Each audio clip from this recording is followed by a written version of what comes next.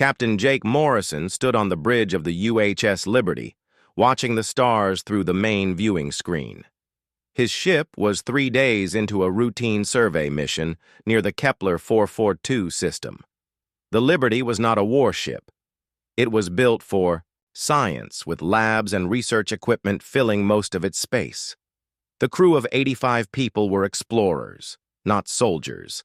Morrison had been captain for 6 years. He was a calm man who followed rules and kept his crew safe. That was why Command had chosen him for deep space missions. At 42 years old, he had seen enough of space to know when something was wrong. "Captain," called Lieutenant Amy Foster from the navigation station. "I'm picking up strange energy readings about 2 light hours away." Morrison walked over to her console. Amy was young but sharp. She had graduated top of her class from the Space Academy. "What kind of readings?" "Weapon signatures, sir. Multiple ships. It looks like a battle." Morrison frowned. This part of space was supposed to be empty. The nearest known civilization was the Zephyrian Science Outpost, and they were peaceful. "How many ships?" Amy's fingers moved quickly over her controls. 4 ships total. 3 large ones and 1 smaller vessel. The small one is taking heavy damage. Dr. Lisa Carter looked up from her medical station. "Captain, if there are injured people out there..." Morrison knew what she was thinking. Lisa had spent years studying alien medicine. She believed all life was worth saving, no matter what species it came from. That was what made her a good doctor. "Sir," Amy said, her voice urgent, "the small ship just sent out a distress signal. It's Zephyrian." Morrison's jaw tightened. The Zephyrians were known throughout the galaxy as healers. They ran medical stations and helped sick people on dozens of worlds. If someone was attacking them, it had to be for a bad reason. "Orders, Captain?" asked Commander Ben Hayes, Morrison's second-in-command.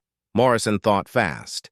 His orders were clear. Avoid contact with unknown alien forces, report any incidents to command, and wait for instructions. But by the time help arrived, the Zephyrians would be dead. "Set course for the battle zone, maximum speed." Ben raised an eyebrow. "Sir, we're not equipped for combat." "I know what we are, Commander, but we can't just watch innocent people die." The Liberty turned toward the energy signatures. As they got closer, the main screen showed 4 ships locked in battle. 3 large, dark vessels were firing on a smaller white ship. The attackers had sharp, angular designs that looked built for war. The white ship was clearly a science vessel, with sensor arrays and research equipment visible on its hull. "The attacking ships are Vorthon," reported Amy. "I recognize their design from the database." Morrison's blood went cold. The Vorthans were slavers and raiders. They attacked weaker species and sold prisoners to the highest bidder. The fact that they were attacking a Zephyrian medical ship made perfect sense. Zephyrian doctors would be worth a fortune on the slave market. "Weapon status?" Morrison asked. Chief Engineer Ryan Brooks answered from his station. "We have basic defensive lasers and 2 torpedo tubes, nothing compared to those Vorthon ships."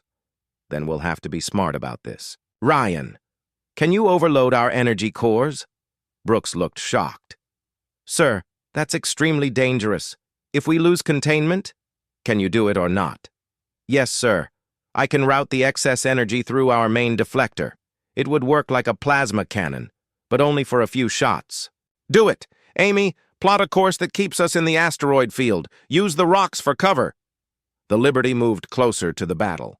The Zephyrian ship was barely holding together. Parts of its hull were torn open, and atmosphere was leaking out. In bright streams.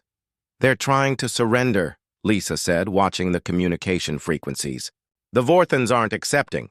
Morrison's hands clenched into fists. He had read reports about Vorthan raids.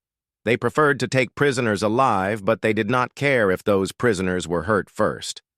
Fear made slaves more obedient.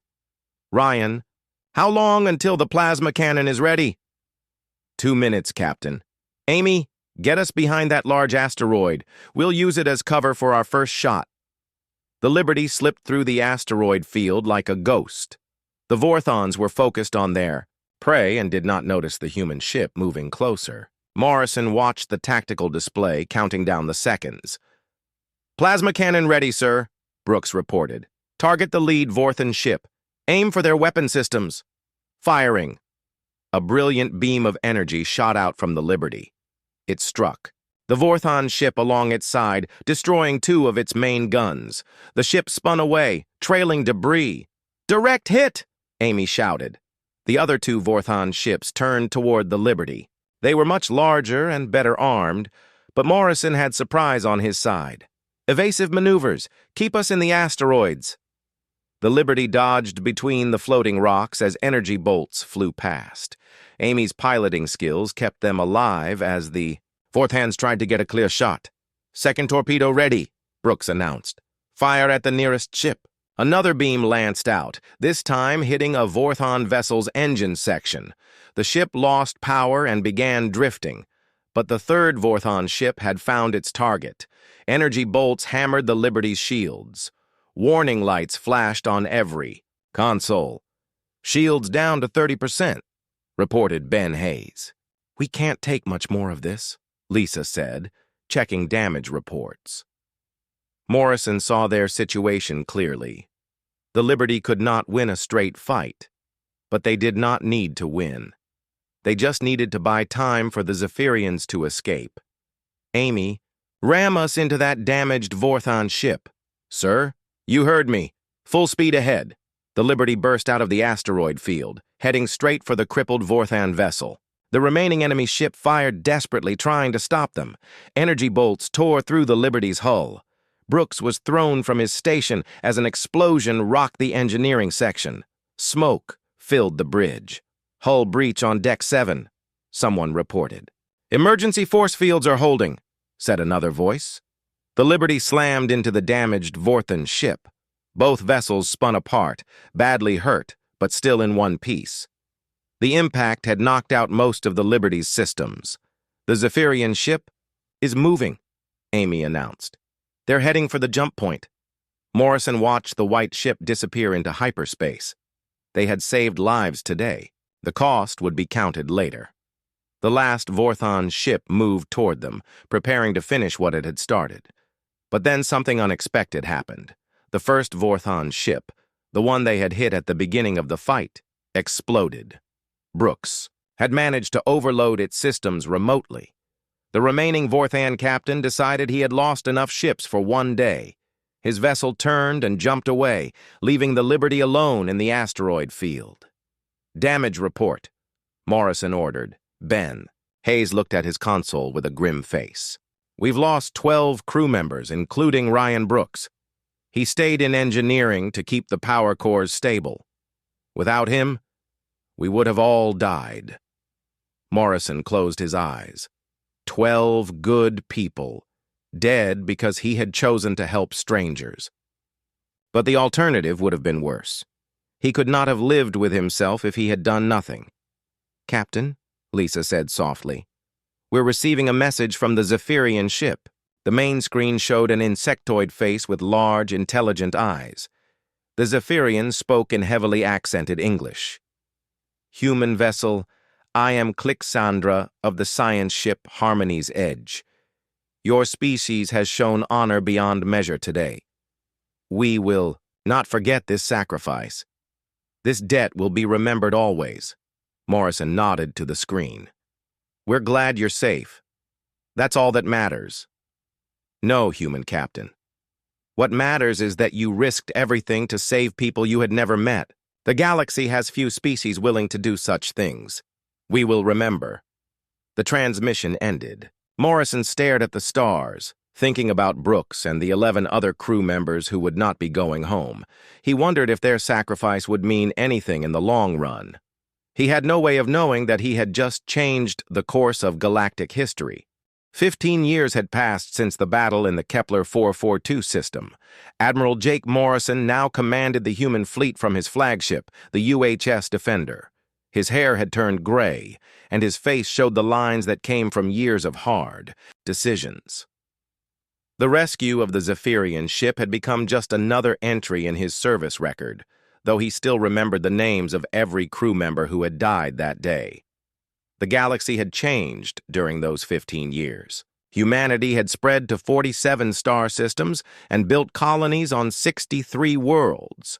Trade ships moved between human space and alien territories, carrying goods and ideas across the stars.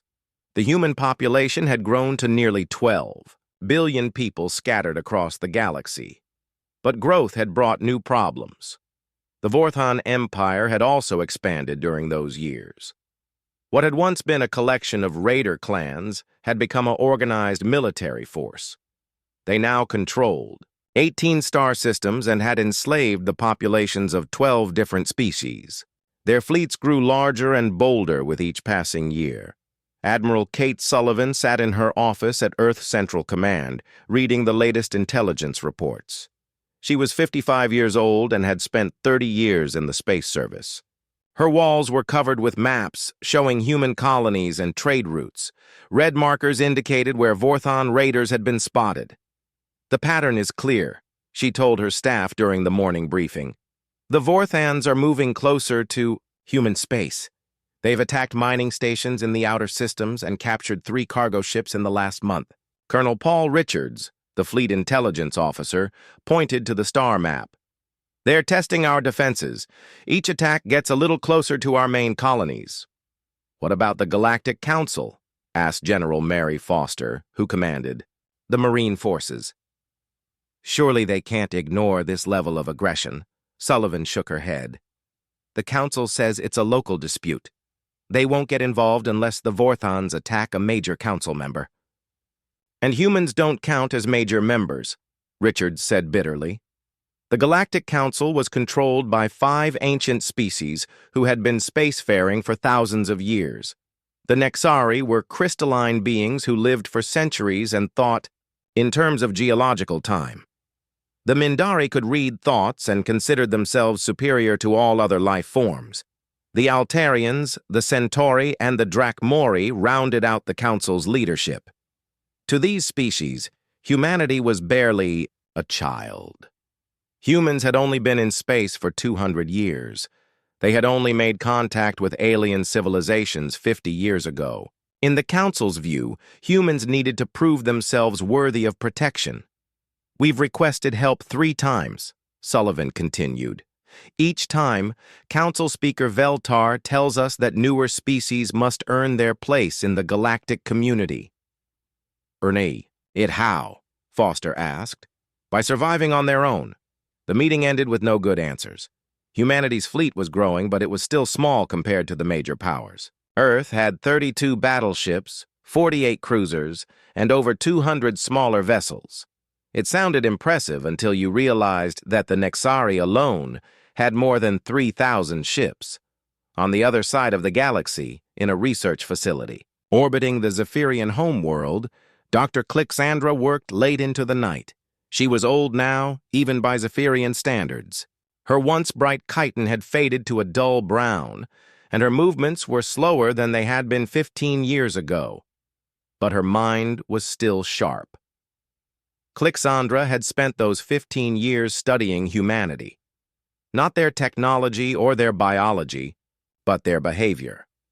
She had read every human book that had been translated into Zephyrian. She had watched their entertainment programs and studied their history. What she had found amazed her. Humans were unique in the galaxy. Most species thought only of their own survival and advancement. But humans had something different. They formed bonds with strangers. They helped people they had never met and would never see again. They remembered debts of honor across generations. The rescue 15 years ago had not been unusual human behavior. It was normal human behavior. That was what made it so remarkable. Clixandra's research team had documented dozens of similar incidents. Human traders who had shared water with Altarian colonies during drought periods. Human engineers who had helped rebuild Centauri cities after natural disasters. Human doctors who had worked for free in refugee camps across known space. Most species saw these acts as weakness or foolishness, Clixandra saw them as strength. Doctor, her assistant Yextal entered the lab. The latest reports from the border. Systems have arrived. Clixandra read through the files. Vorthon raids were increasing. Several attacks had occurred near systems with human colonies. It was only a matter of time before the Vorthons decided to test human defenses directly. Yixtal, prepare a message to the Science Directorate. Tell them I need to address the full council. What will you tell them, Doctor? That it's time to pay back an old debt. The Zephyrian Science Directorate controlled their species' government. Unlike most alien civilizations, the Zephyrians were led by their greatest thinkers rather than their strongest warriors. When Clixandra requested an emergency session, the council granted it immediately. The meeting hall was a vast dome filled with floating platforms. Each member of the directorate sat on their own platform, which could move freely through the space. It was designed to encourage discussion and prevent any single individual from dominating the conversation. Clixandra's platform rose to the center of the dome. Around her, 200 of the greatest minds in Zephyrian space waited to hear what she had to say. "Honored colleagues," she began, 15 years ago, I was saved by members of a species we barely knew. Humans risked their lives to rescue my research team from Vorthon raiders. 12 of them died to save 17 of us. The assembled scientists listened carefully. All of them knew the story, but few understood why Clixandra continued to study it. I have spent the years since that day learning about human behavior. What I have discovered will change how we view galactic civilization. Clixandra activated a holographic display showing her research. Charts and graphs filled the air around her platform. Humans have a concept they call paying it forward. When someone helps them, they don't just repay that person. They help others who need assistance. This creates a network of mutual aid that spans their entire species. Director Zexmar, the head of the directorate, moved his platform closer. This is interesting from an anthropological perspective, but why should it concern us now? Because the Vorthons are preparing to attack human space. Our intelligence. Sources confirm that General Thask is assembling a large fleet. The humans have requested help from the Galactic Council and been refused. That's unfortunate, but it's not our concern. We are scientists, not warriors. Clixandra had expected this response. Honored Director, we have a debt to pay. But more than that, we have an opportunity to change the galaxy. She manipulated the holographic display, showing political maps of known space. The current galactic order is based on fear and self-interest. The strong dominate the weak, and cooperation exists only when it serves immediate needs. But humans offer a different model. They build real alliances based on mutual respect and shared values. You're suggesting we ally ourselves with humans? I'm suggesting we do what's right. 15 years ago, humans showed us what honor means. Today, we can show the galaxy what loyalty means. The debate lasted for hours. Some council members argued that the Zephyrians should not get involved in military conflicts. Others worried about Vorthon retaliation. But Clixandra's arguments slowly won them over. The final vote was close. 103 in favor, 97 against. Back on Earth, Admiral Sullivan was preparing for another meeting with the Galactic Council when her aide rushed into her office. "Admiral, we're receiving a priority transmission from Zephyrian space." Sullivan frowned. The Zephyrians rarely communicated directly with human governments. They preferred to work through scientific channels. The communication screen showed Clixandra's aged face.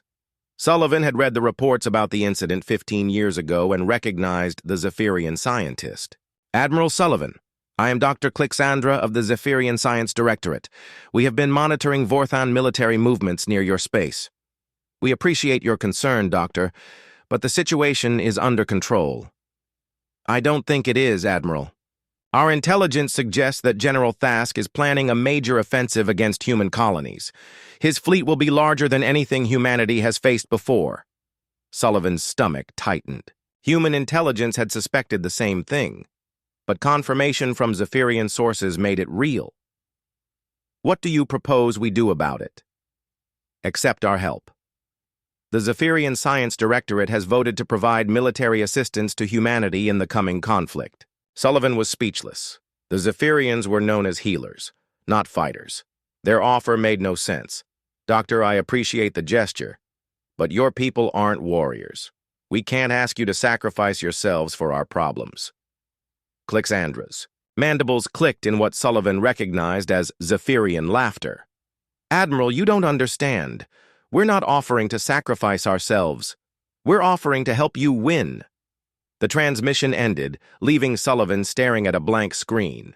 She had no idea what the Zephyrians were planning, but something told her that the galaxy was about to change in ways nobody. Ex-Governor Ben Hayes stood on the observation deck of New Texas Colony's orbital station, watching cargo ships load the last group of civilian evacuees.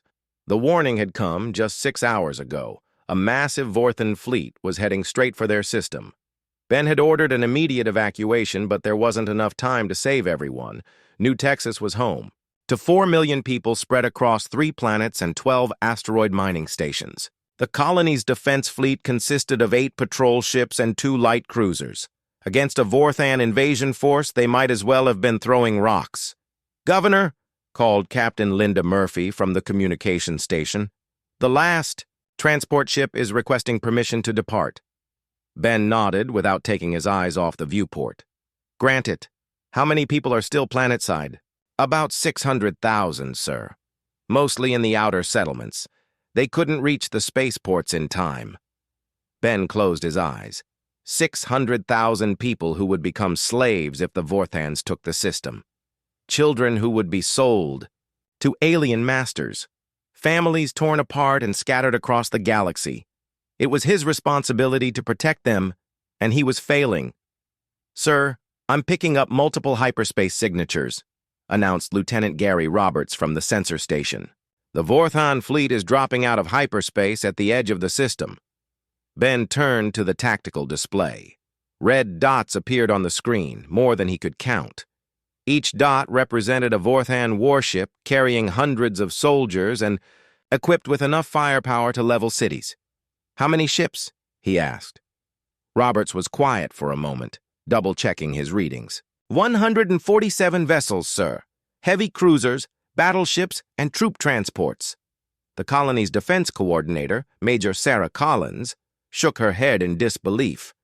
"They sent enough ships to conquer half the galaxy. Why use so much force against one human colony?" Ben understood. This wasn't just about New Texas. The Vorthans were sending a message to all of humanity. Resistance was pointless. The smart thing to do was surrender and hope for mercy. "Open a channel to the Vorthan fleet," Ben ordered. The main screen showed a Vorthan commander with scarred skin and cruel eyes. General Thask himself had come to oversee the conquest. "Human Governor, I am General Thask of the Vorthan Empire. Your system is now under our control. Surrender immediately, and your people will be treated according to our laws." Ben knew what Vorthan law meant for conquered populations, slavery, forced labor, and separation of families, but he also knew that resistance would only make things worse for the civilians. "General, we have 600,000 civilians on the planets below. They are non-combatants. I ask that you allow them to evacuate before we discuss terms." Thask's laugh was harsh and cold. "There will be no evacuation. Human, your people belong to the Empire now. You have 1 hour to surrender your defense fleet, or we will take the system by force." The transmission ended. Ben stared at the blank screen, trying to think of options he didn't have. The colony's shields could protect the orbital stations for maybe 20 minutes against that much firepower. The planetary defense systems would last even less time. "Governor," Captain Murphy said quietly, "should I contact Earth Command? Let them know what's happening?" Ben nodded. If New Texas was going to fall, at least the rest of humanity would know what they were facing. Maybe other colonies could prepare better defenses. But before Murphy could send the message, Lieutenant Roberts called out in surprise. Sir, I'm detecting new hyperspace signatures, multiple ships dropping out of hyperspace between us and the Vorthan fleet. Ben turned back to the tactical display. Blue dots were appearing on the screen, positioning themselves between New Texas and the invading force. The ship designs were unfamiliar, but the computer quickly identified them. They're Zephyrian vessels, sir. 12 ships total. Ben frowned. The Zephyrians were healers and scientists. What were they doing in a war zone? Their ships weren't even armed with proper weapons. On the Vorthan command ship, General Thask stared at his own tactical display with confusion and growing anger. The appearance of Zephyrian ships made no sense. The insectoid species had never shown interest in military conflicts before. "Open a channel to the lead Zephyrian vessel," he ordered. The screen showed an elderly Zephyrian female with faded chitin and intelligent eyes. Thask recognized her from intelligence files. Dr. Clixandra, one of their most respected scientists. "Zephyrian vessel, you are interfering in Imperial business. Withdraw immediately or face the consequences." Clixandra's mandibles clicked in what Thask didn't recognize as amusement. "General Thask, I am Dr. Clixandra of the Zephyrian Science Directorate. These humans are under our protection. Withdraw your forces or face the consequences yourself." Thask couldn't believe what he was hearing. 12 medical ships threatening his battle fleet? Either the Zephyrians had lost their minds, or they were bluffing. "Doctor, your ships are designed for healing, not fighting. Stand aside before I add your crews to my slave collection." "General, our ships were designed for healing, but we've learned new applications for medical technology. Would you like a demonstration?" Before Thask could respond, the Zephyrian ships opened fire, but instead of conventional energy weapons, they used focused medical lasers designed for surgical precision. The beams struck the nearest Vorthan cruiser with incredible accuracy. The Vorthan ship didn't explode. Instead, it simply stopped working. The surgical strikes had cut through specific systems: weapon controls, engine management, and life support regulators. The ship was disabled but intact, its crew unharmed but helpless. "Impossible," Thask whispered. More Zephyrian ships fired, each beam targeting critical systems on different Vorthan vessels. Within minutes, a dozen enemy ships were floating dead in space. Their crews were alive but powerless to fight back. On New Texas Orbital Station, Ben watched the impossible battle with growing amazement. The Zephyrian ships moved with the precision of surgeons, cutting out the Vorthan fleet's ability to fight, while leaving the crews unharmed. "How are they doing that?" Captain Murphy asked. Lieutenant Roberts was studying his sensor readings. "They're using medical laser arrays, but somehow they've increased the power and range. It's like using a scalpel as a sword."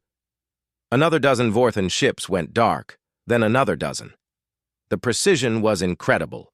Each beam found exactly the right spot to disable a ship without killing anyone aboard. General Thask realized his fleet was being systematically destroyed without firing an effective shot in return. His ships were trying to target the Zephyrian vessels, but the medical ships had some kind of adaptive shielding that absorbed and redirected energy weapons. "All ships, ramming speed!" Thask ordered. "Destroy those medical freaks!" But the Zephyrian ships were faster than they looked. They moved between the Vorthan vessels like dancers, always staying just out of reach. Their medical sensors could track biological life signs, allowing them to predict where enemy ships would move before the crews made those decisions. Within an hour, half of Thask's fleet was disabled. The other half was trying desperately to escape the system. But the Zephyrian ships were blocking the hyperspace exit points. Clixandra opened a channel to the New Texas Orbital Station. "Governor Hayes, your people are safe now, but this is only the beginning." Ben stared at the elderly Zephyrian scientist. "Doctor, I don't understand. Why are you helping us? And how did you turn medical ships into warships?" 15 years ago, humans saved my research team from Vorthan raiders. Today, we repay that debt." As for our capabilities, my people have spent those 15 years developing new applications for our technology. The main screen switched to show multiple views of the battle. Zephyrian ships continued their surgical strikes, disabling Vorthan vessels with mechanical precision. But there's something else you should know, Governor. We haven't just been advancing our own technology. We've been sharing our medical knowledge with human researchers. Ben felt a chill run down his spine. What do you mean? Dr. Lisa Carter of Earth Medical Research has been working with our scientists for the past 10 years. The treatments she's developed combine human adaptability with Zephyrian precision. Your species is about to become much harder to kill.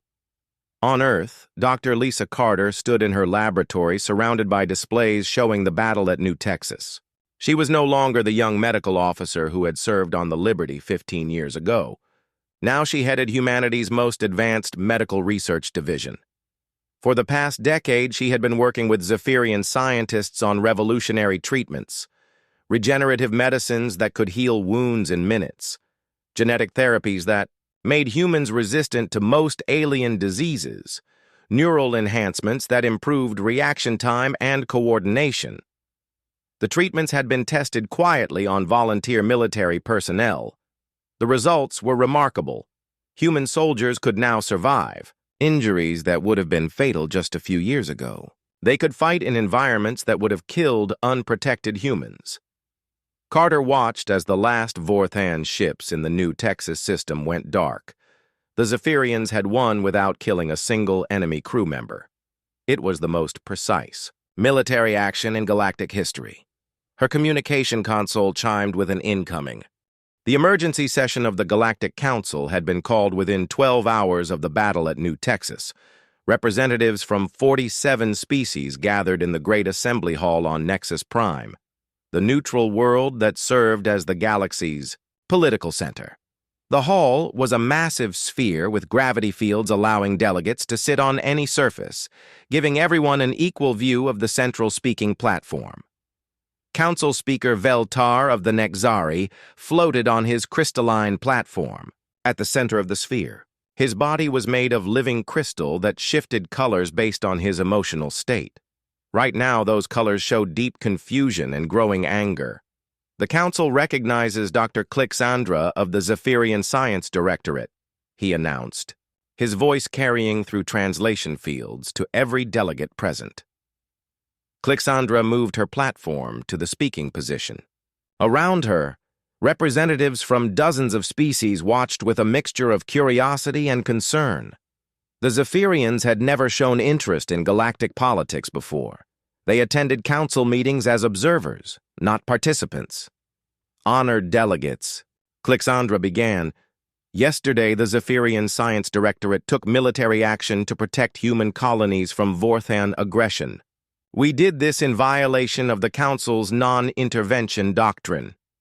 Angry murmurs filled the chamber. Several delegates activated their translation systems to voice objections, but Veltar raised his hand for silence. Dr. Clixandra, the non-intervention doctrine has kept the peace for over 1,000 years.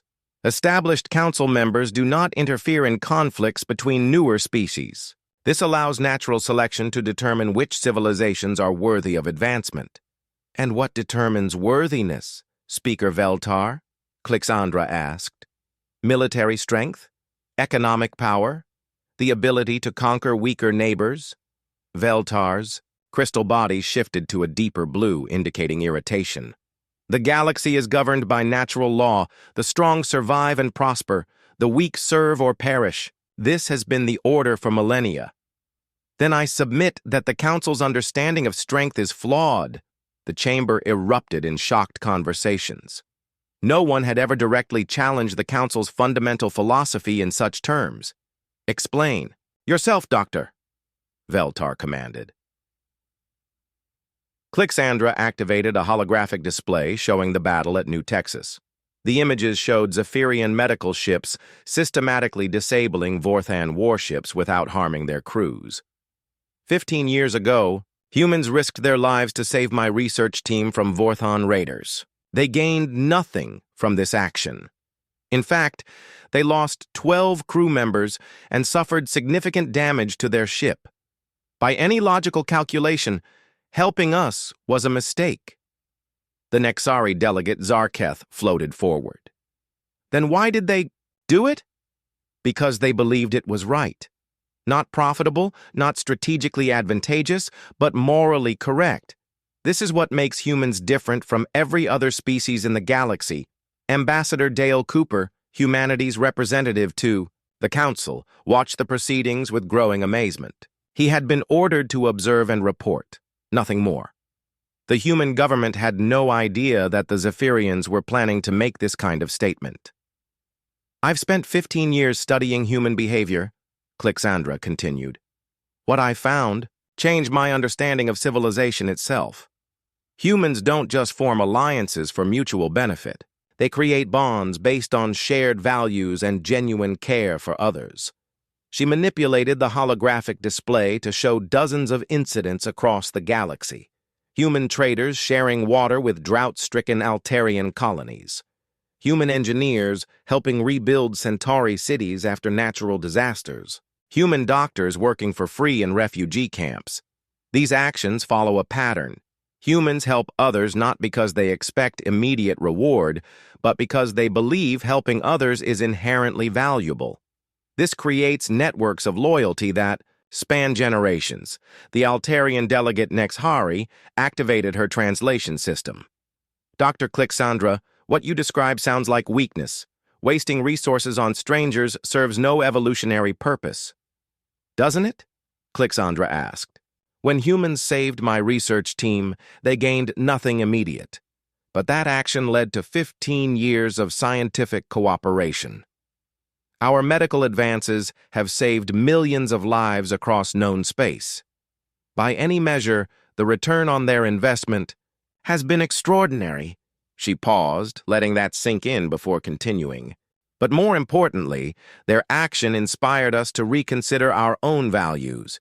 We realized that the current galactic order is built on fear and selfishness.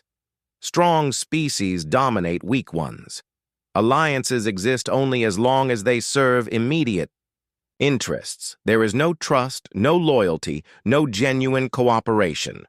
The Mindari delegate, Senthara, projected her thoughts directly into the translation systems. Her species communicated through telepathy and considered verbal speech primitive. The Zephyrians proposed to replace order with chaos. If every species begins interfering in others' conflicts, the galaxy will be consumed by war. Will it? Clixandra challenged. Or will it be transformed by something better? Yesterday, a species known only for healing became protectors of justice. We didn't do this through conquest or dominance. We did it by honoring a debt of friendship. The chamber fell silent as delegates considered her words. Ambassador Cooper realized he was witnessing something historic. The Zephyrians weren't just defending their actions. They were proposing a complete restructuring of galactic civilization. The current system has brought stability, Speaker Veltar said finally. Peace through strength and non-interference. Has it? Clixandra asked. The Vorthons have enslaved 12 species in the last 50 years. Pirate fleets terrorize trade routes while the Council refuses to act. Billions of sentient beings live in fear because helping them would violate non-interference doctrines. She gestured toward the viewing ports that showed the stars beyond the station. We call this peace, but it's really just organized oppression. The strong are free to victimize the weak as long as they don't threaten other strong powers. This isn't civilization. It's sophisticated barbarism. The Drak-Mori representative, General Kexlon, activated his platform's weapons scanner. His species was militaristic and respected only strength. The Zephyrians speak of morality and friendship, but they won yesterday's battle through superior technology. Their medical weapons are simply more advanced than Vorthan military equipment. You missed the point, General, Clixandra replied. We could have destroyed the Vorthon fleet entirely. Our weapons were capable of killing every enemy crew member. Instead, we chose to disable their ships while preserving their lives. We showed mercy to those who would have shown none to others. Mercy is weakness. Is it? General Thask now knows that the Zephyrians could have killed him, but chose not to. His crews return home with stories about weapons that can disable any ship without harming the people inside. Which do you think is more frightening to potential enemies?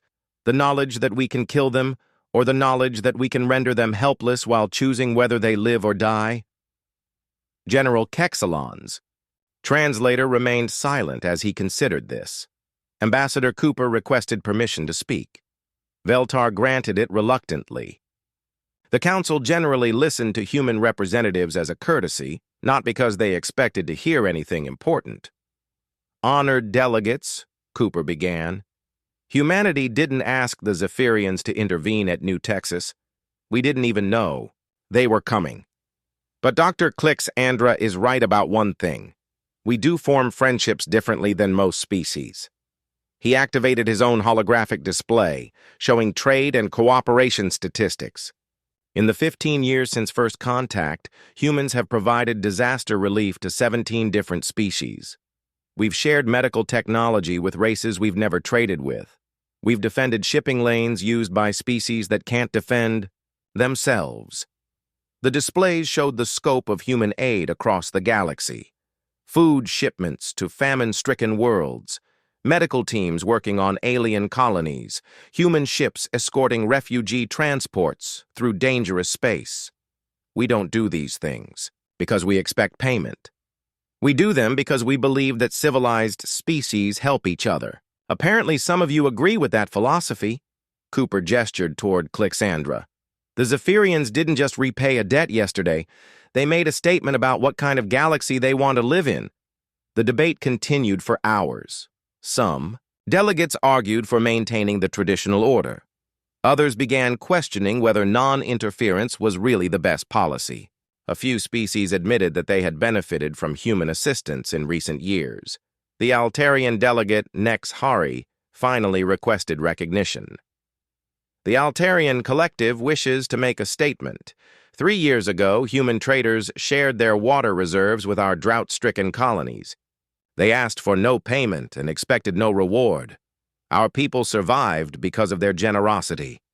She paused, her translator struggling with concepts that had no equivalent in traditional galactic politics. We have spent these 3 years wondering why they helped us. Now we understand. They helped us because they are human, and helping others is what humans do. The Altarian Collective formally requests to join any alliance based on such principles. More delegates began speaking. The Centauri Republic mentioned human engineers who had helped rebuild their orbital cities. The Kepler Union recalled human doctors who had fought a plague outbreak on their frontier worlds. Species after General Thask stood on the bridge of his flagship, the Iron Fist, watching his armada assemble in the darkness between stars. 312 ships, the largest fleet in Vorthan history, hung in space like sleeping predators. Every warship in the Empire had been called to this mission. Every warrior who could hold a weapon had volunteered for the assault. The humiliation at New Texas burned in Thask's mind like acid. His fleet had been defeated by medical ships. Medical ships. The story had spread across the galaxy, making the Vorthan Empire look weak and foolish. Pirates and rebels were already testing Imperial defenses in outer systems. If he didn't restore Vorthan prestige soon, the Empire would collapse from within. General, called Commander Raxtel from the communication station. All fleet commanders report ready for the jump to Sol system. Thask nodded grimly. This time, there would be no mistakes, no mercy, no surgical precision that left enemies alive to mock Vorthan's strength. Earth would burn, and every human colony would follow.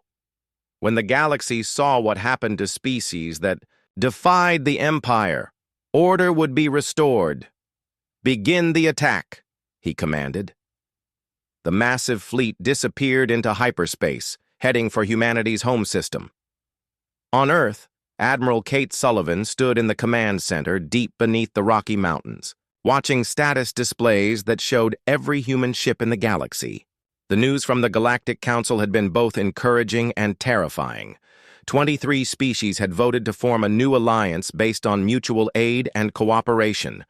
17 species had voted to maintain the traditional non-interference system. 7 species, including the powerful Nexari, had abstained from voting. The galaxy was splitting into 2 camps, and humanity found itself leading one of them. It was an honor that came with deadly responsibility. "Admiral," reported Colonel Janet Price from the sensor station. "Long-range monitoring posts are detecting a massive hyperspace signature heading our way. The energy pattern matches Vorthan ship designs." Sullivan's stomach tightened. "How many ships?" "Initial estimate suggests over 300 vessels, ma'am. The entire Vorthan Empire fleet." Around the command center, officers looked up from their stations with expressions of shock and fear. Humanity's total fleet numbered less than 200 ships, and most of those were scattered across 47 star systems. Earth's local defenses consisted of 32 vessels, not nearly enough to stop a determined assault. "Time to arrival?" Sullivan asked. "Approximately 6 hours, Admiral." Sullivan closed her eyes for a moment, running through options in her mind. They could evacuate Earth's population, but 8 billion people couldn't be moved in 6 hours. They could scatter the defense fleet and fight a guerrilla campaign, but that would leave Earth unprotected. They could send desperate calls for help to their new allies, but most of those species were days or weeks away. "Ma'am," called Captain Robert Kane from the communications section, "we're receiving a priority transmission from Zephyrian space." The main screen showed Dr. Clixandra's familiar face. The elderly scientist looked tired but determined. "Admiral Sullivan, our monitoring stations have detected the Vorthan fleet movement. We're en route to Sol system with 12 ships." Sullivan shook her head. "Doctor, we appreciate the gesture, but 12 ships won't be enough against this force. You should return to Zephyrian space where it's safe." "We're not coming alone, Admiral. We sent word to our new allies when the Vorthan fleet was first detected. You might be surprised by the response." Before Sullivan could ask what that meant, her sensor officer called out in amazement, "Admiral, I'm detecting multiple hyperspace signatures throughout the Sol system. Ships are dropping out of hyperspace near Jupiter, Mars, and the asteroid belt." The tactical display began filling with blue dots as friendly vessels appeared on the screens. But these weren't just Zephyrian medical ships. The computer identified vessel types that Sullivan had never expected to see in human space. Altarian. "Water ships," Colonel Price reported, reading from her console. 24 vessels using modified human fusion drives. Centauri Republic cruisers with hybrid navigation systems. Kepler Union frigates. "Ma'am, there are ships here from every species that voted for the new alliance." Sullivan stared at the display in disbelief. "How many total?" "Still counting, Admiral. Current estimate is 140 ships from 15 different species." On the bridge of his flagship, Admiral Jake Morrison watched the Allied fleet assemble around Earth. His ship, the UHS Defiance, had been the first to arrive when the call for help went out. Morrison was retired now, but when the crisis began, President Martinez had asked him to come back and lead Earth's defenses. Morrison was 67 years old, and his body showed the effects of a lifetime in space. But his mind was still sharp, and his reputation carried weight with both human and alien commanders. More importantly, he was the man who had started this entire chain of events 15 years ago when he chose to rescue a Zephyrian science ship. "Admiral," called his communication officer, "Dr. Clixandra is requesting a conference with all fleet commanders." "Put her through to the fleet command frequency." Clixandra's image appeared on screens throughout the Allied fleet. Behind her, Morrison could see the bridge of her medical ship, now equipped with the same surgical weapons that had devastated the Vorthan fleet at New Texas. "Allied commanders," she began, "today we face a test of everything we believe in. The Vorthan Empire has sent their entire fleet to destroy Earth and prove that the old ways of fear and dominance are stronger than our new alliance of cooperation. She paused, looking directly at Morrison through the camera. 15 years ago, a human captain chose to risk everything to save strangers. That choice led to this moment. Today we choose whether the galaxy will be ruled by those who take what they want through force, or by those who build what they need through friendship. The Altarian fleet commander, Captain Nexhari, spoke through her translator. Dr. Clixandra, our ships are designed for peaceful purposes. Can we really match the Vorthan war fleet in combat? Captain, our ships may not have been built for war, but they were built by species that understand cooperation. The Vorthans have bigger guns and thicker armor, but we have something they don't understand. Trust. Morrison activated his own communication system. All Allied vessels, this is Admiral Morrison aboard the UHS Defiance. I know most of you joined this alliance because humans helped your people in the past. Today you get to help us in return. But this isn't about paying back old debts. This is about proving that decent beings can stand together against bullies. The response came from dozens of ships representing dozens of species. Each commander pledged to fight until the Vorthans were defeated or their own ships were destroyed. General, Thask's fleet dropped out of hyperspace at the edge of the Sol system, expecting to find Earth defended by a handful of human ships. Instead, his sensors detected an Allied fleet that rivaled his own in size, if not in firepower. How is this possible? He demanded. Intelligence reports said the humans had no significant allies. His tactical officer studied the sensor readings. General, I'm identifying ship types from 15 different species. Most of them are peaceful races that have never participated in military actions before. Thask's anger burned hotter. The galaxy's weakest species were daring to oppose the Vorthan Empire. It was an insult that demanded brutal punishment. Open a channel to the enemy fleet, he commanded. Morrison's face appeared on Thask's screen, older and grayer than it had been 15 years ago, but still showing the same calm determination. General Thask, this is Admiral Morrison of the Allied Defense Fleet. You are entering Sol system without permission and with obvious hostile intent. Withdraw immediately or face the consequences. Thask laughed harshly. Admiral, you face the full might of the Vorthan Empire. Your collection of medical ships and cargo haulers cannot stand against real warships. General, you're making the same mistake you made 15 years ago. You're assuming that bigger weapons automatically mean victory. You never learned the most important lesson of warfare. And what lesson is that, human? The side that fights for something bigger than themselves usually wins. The transmission ended. Thask gave the order to attack. The battle that followed would be studied by military historians for centuries. The Vorthan fleet had superior firepower and armor, but the Allied fleet had something unprecedented in galactic warfare, perfect coordination between dozens of different species. Human ships used their adaptability to exploit weaknesses in Vorthan defenses. Zephyrian medical vessels disabled enemy systems with surgical precision. Altarian waterships used their flexible hulls to absorb impacts that would have destroyed rigid vessels. Centauri cruisers, with their hybrid navigation systems, danced between enemy formations like ghosts. But the real advantage was trust. Each species knew that their allies would support them. Captains took risks they would never have taken fighting, alone because they knew other ships would cover their retreat. The fleet moved like a single organism, each part supporting the others. The Vorthans fought like individual predators, each ship trying to claim the most kills for itself. Their commanders didn't trust each other enough for real Cooper.